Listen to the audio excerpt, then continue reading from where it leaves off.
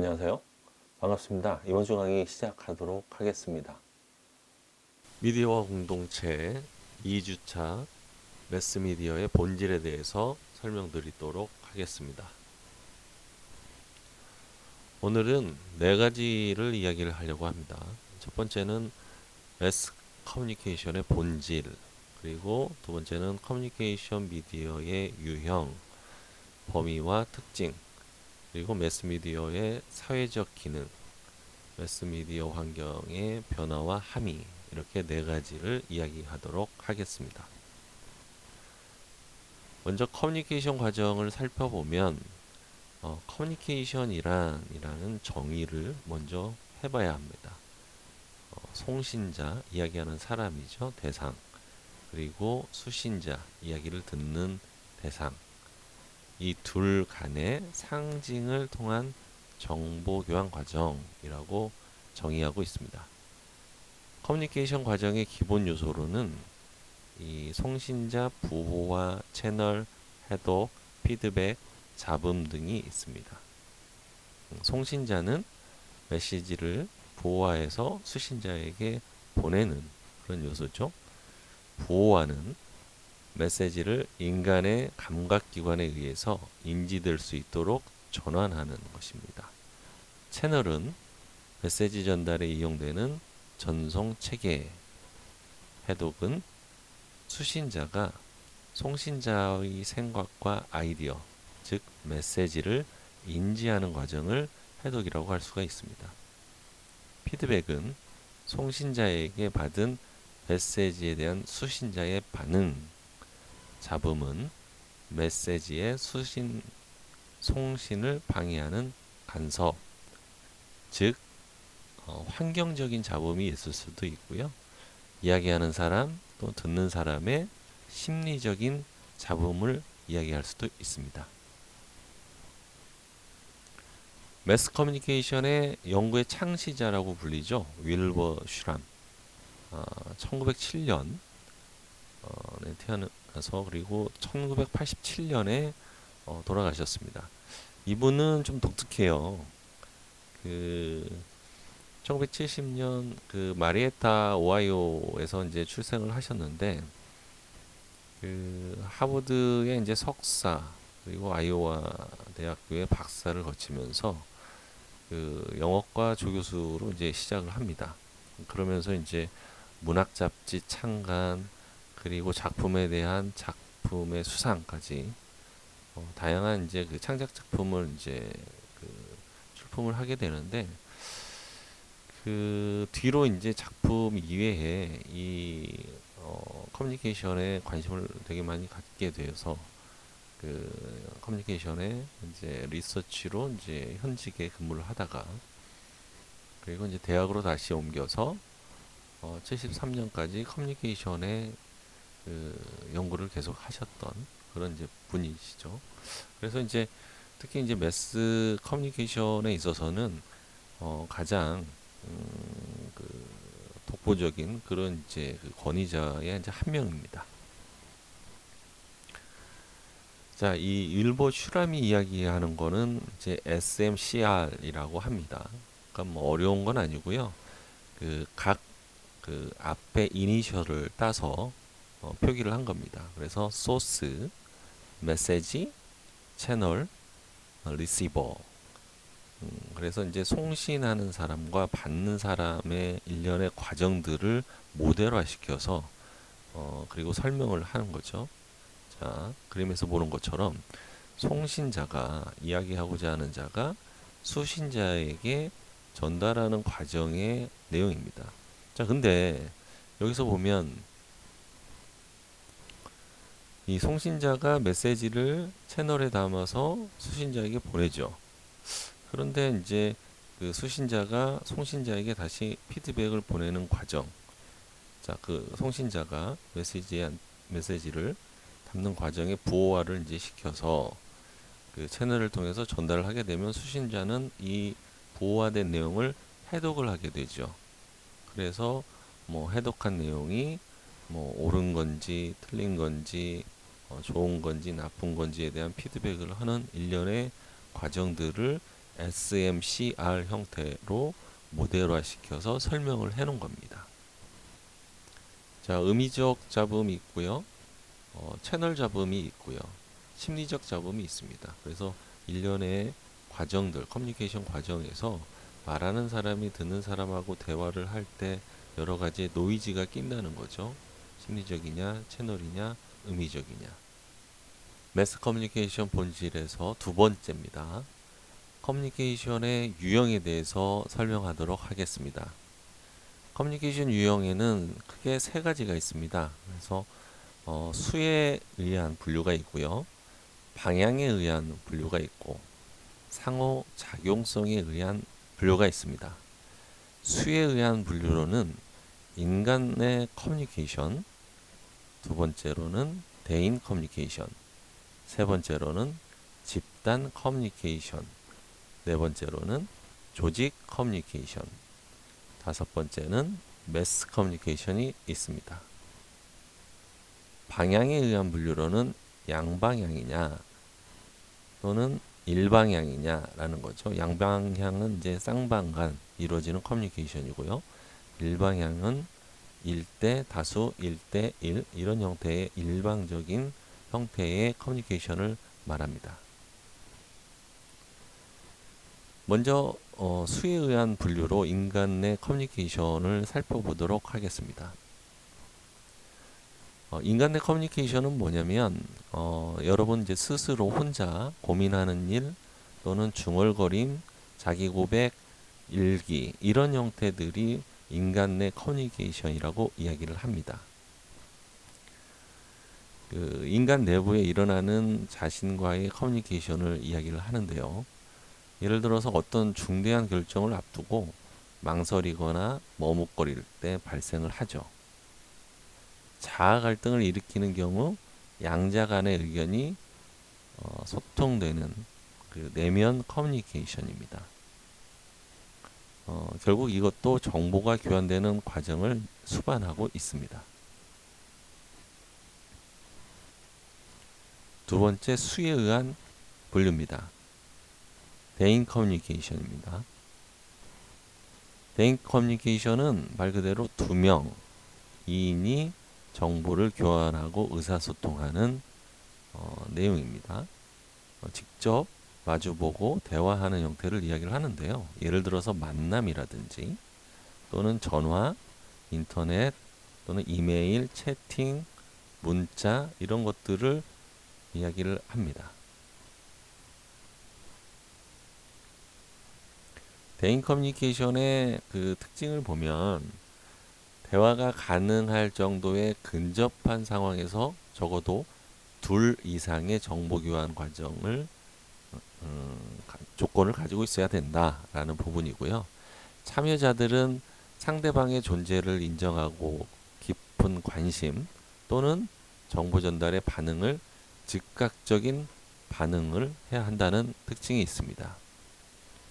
커뮤니케이션 메시지의 상징적 의미와 같은 뜻으로 해석할 수가 있는데요.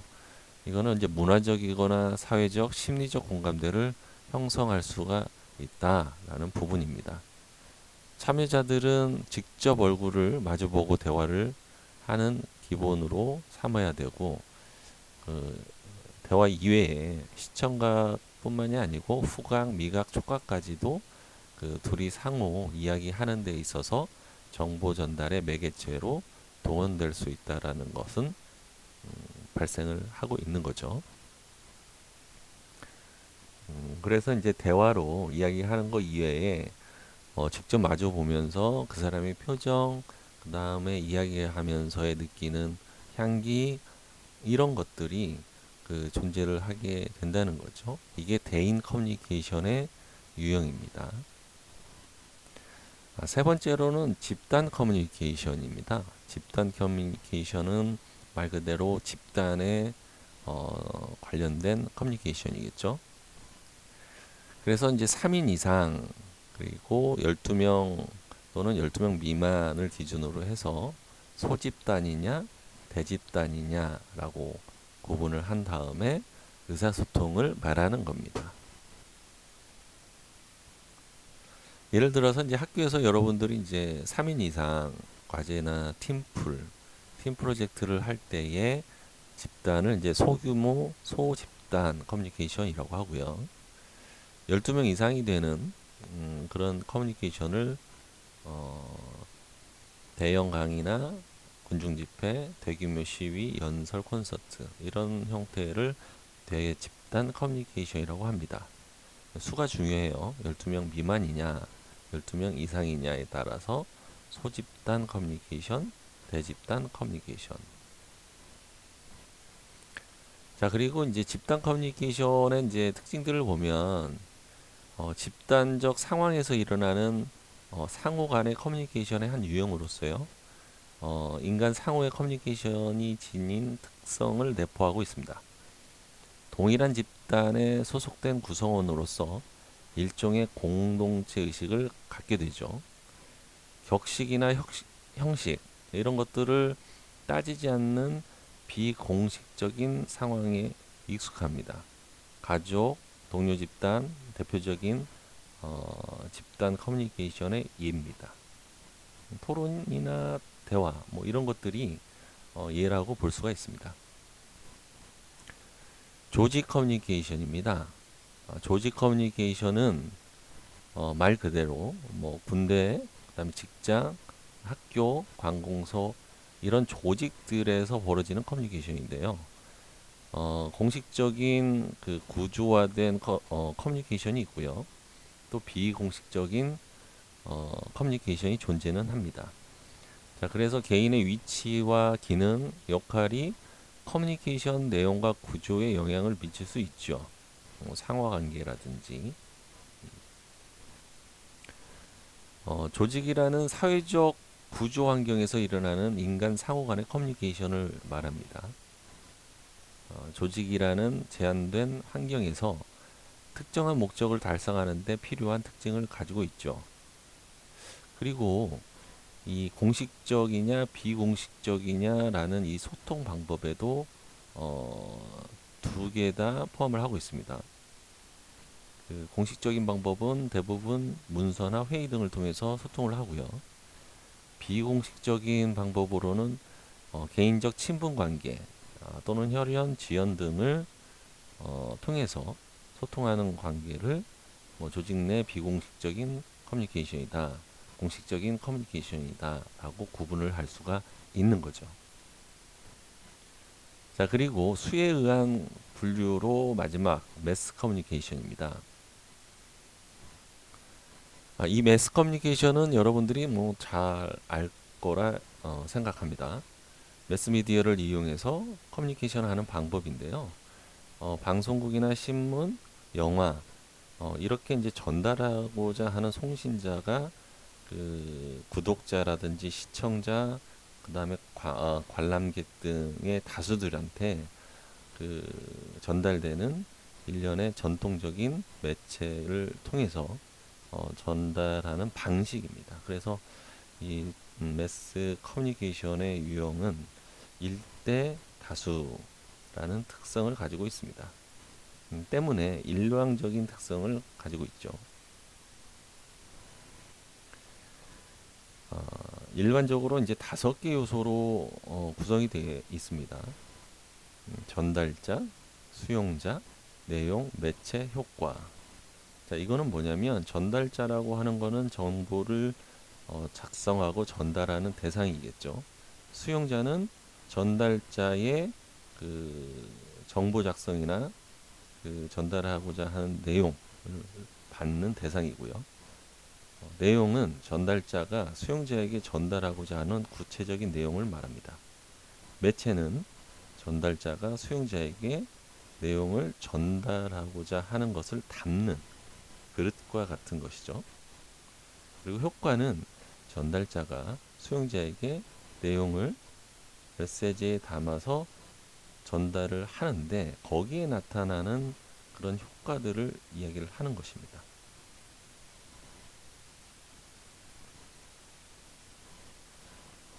메릴과 로엔스타인은 커뮤니케이션의 새로운 유형으로 이렇게 말합니다. 네트워크 커뮤니케이션.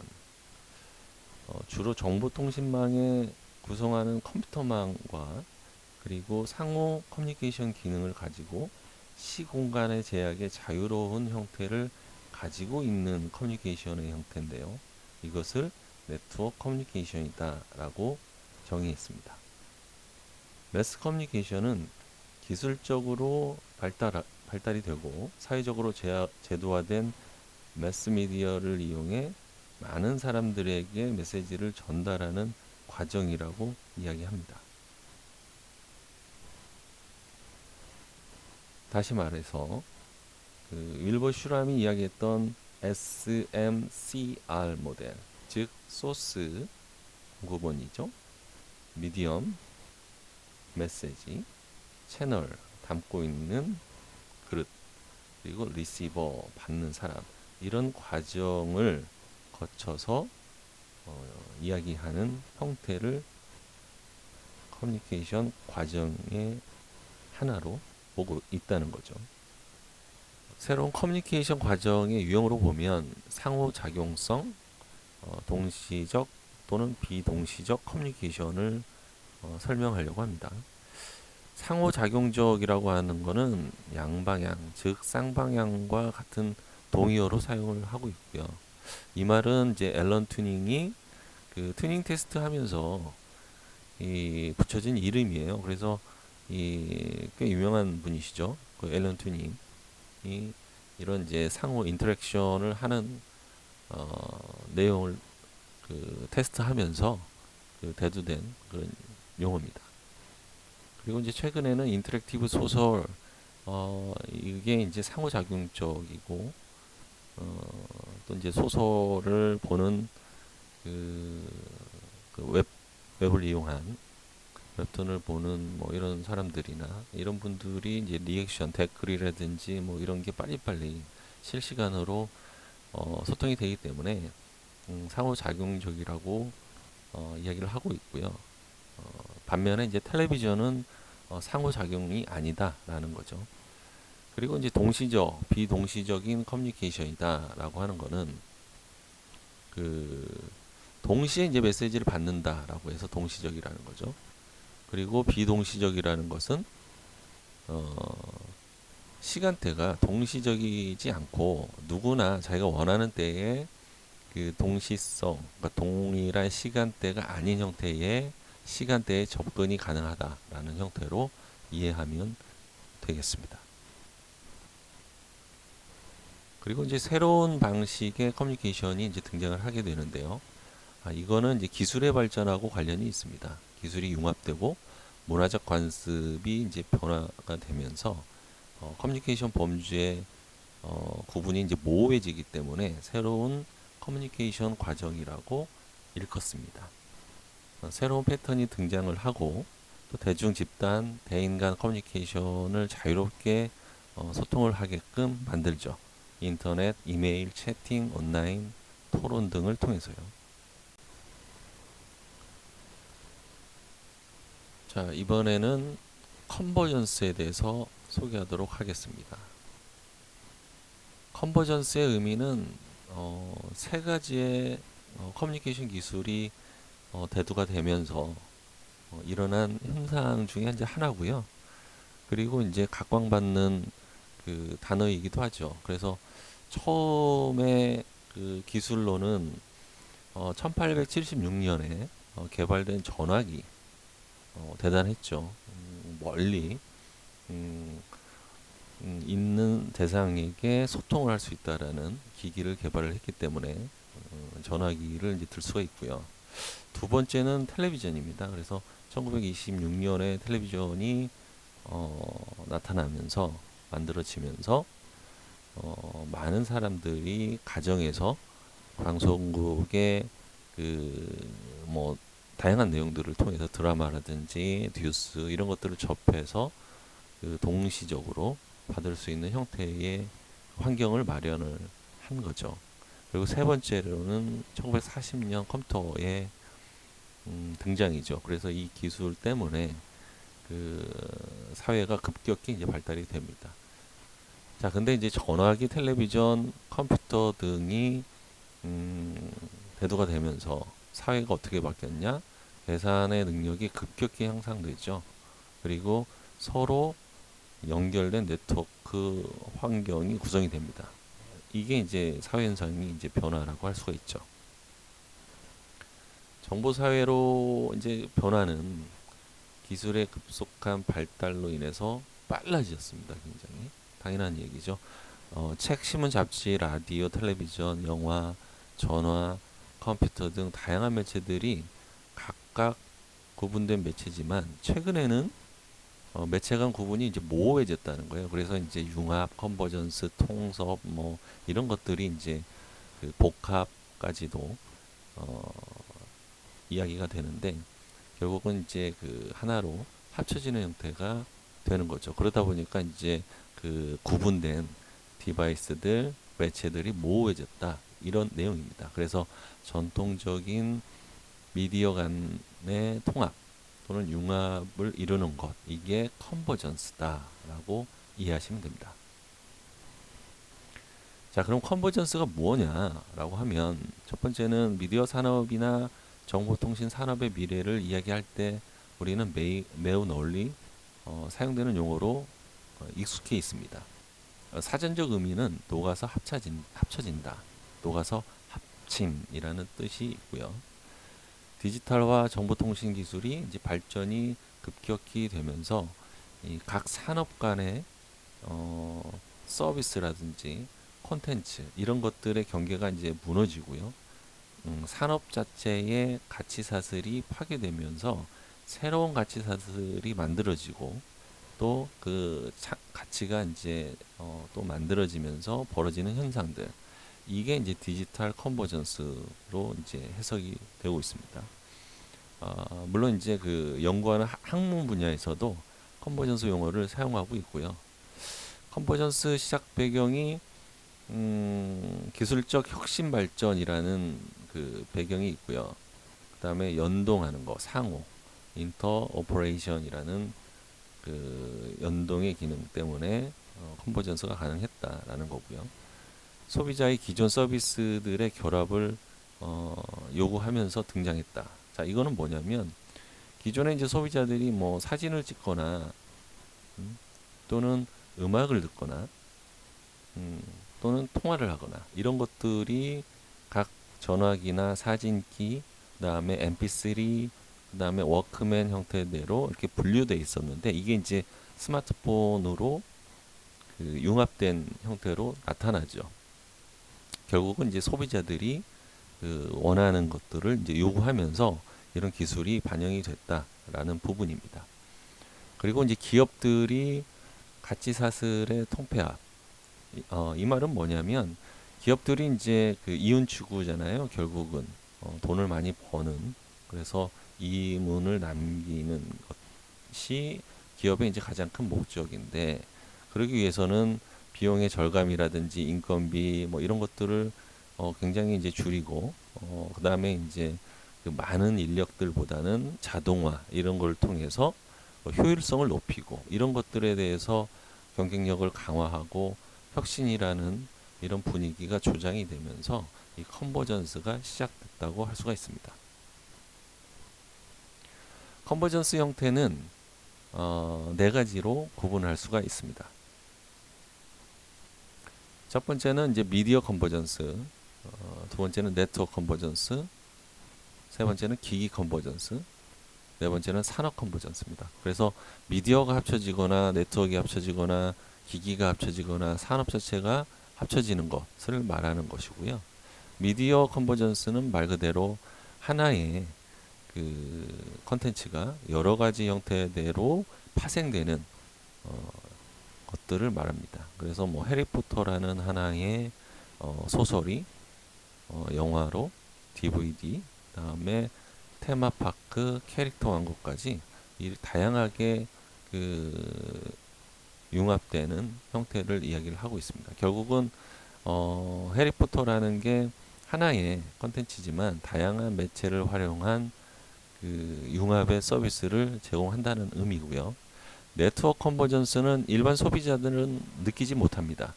왜냐하면 이게 이제 음성을 통한 통신망이냐 인터넷 데이터망이냐에 따라서 다릅니다. 그리고 이제 기기 컨버전스는 어떤 거냐면 복합기 생각하면 됩니다. 스마트폰이나. 그래서 뭐 그 여러 가지 기기들이 있는데 하나의 기기로 그 융합되는 현상들을 이야기를 하는 것입니다. 산업 컨버전스도 마찬가지입니다. 산업 컨버전스도 그 방송 산업, 인터넷 산업이 합쳐져서 IPTV가 되고요. 또 방송 산업과 휴대폰, DMB가 되고 이런 형태의 산업 간의 융합이 나타내는 것이 바로 산업 컨버전스입니다. 그렇다면 이제 이후에 컨버전스 전개는 어떻게 될 것이냐라는 부분이죠. 세 가지 키워드로 이야기를 할 수 있습니다. 새로운 산업, 서비스의 등장, 그리고 가치 창출입니다. 전통적인 시스템하고 새로운 시스템하고의 기득권 싸움이 이제 일어나는 형태죠. 그래서 방송과 그 통신이 기득권으로 이제 싸웠던 경우가 그 방송에 그 만들어져 있던 콘텐츠를 IPTV가 받으면서 그대로 이제 재송출하면서 문제가 됐던 사안들이 있었습니다. 그런데 지금은 융합이 돼서 IPTV를 시청을 하거나 그리고 뭐 기존의 지상파를 시청하거나 거의 의미가 이제 불분명했다라는 부분이고요. 그리고 이제 소비자가 왕이다라는 부분입니다. 소비자가 그만큼 중요해졌습니다. 결국은 소비자를 중심으로 해서 새로운 산업이나 새로운 서비스들이 등장하게 되는 것이죠. 클라우드 슈밥 교수는 컨버전스를 이제 이렇게 이야기를 합니다. 4차 산업혁명의 저자로도 한데 이분이 이제 주장하고자 하는 거는 로봇, 인공지능, 사물 인터넷이 ICT 기술과 병합해서 합쳐져서 4차 산업혁명의 패러다임으로 가져올 것이다라고 이야기를 하고 있어요. 자, 근데 우리가 이제 알고 있는 1차 산업, 2차 산업, 3차 산업 이런 이제 그 등급에 따른 혁명이 아니고요. 그 4차 산업혁명은 독일의 인더스트리 4.0, 그러니까 독일의 정부가 이제 인더스트리 4.0이라는 정책을 추진하게 되죠. 근데 이제 독일이 제조업으로 워낙 이제 그 각광받고 세계적으로 리드를 하고 있었던 그 산업 자체가 이제 갈수록 감소가 되고 그래서 이 돌파구로서 그 마련하기 위해서 만든 이 정책입니다. 그래서 인더스트리 4.0의 개념을 가져다가 만든 건데요. 인더스트리 1.0은 제조업의 기계화를 말하는 겁니다. 그리고 인더스트리 2.0은 대량 생산, 인더스트리 3.0은 부분 자동화. 자, 그리고 인더스트리 4.0이 완전 자동화, 슈박 교수가 이야기했던 완전 자동화를 말하는 것이죠. 자, 여기까지 이번 주 강의는 마치도록 하겠습니다.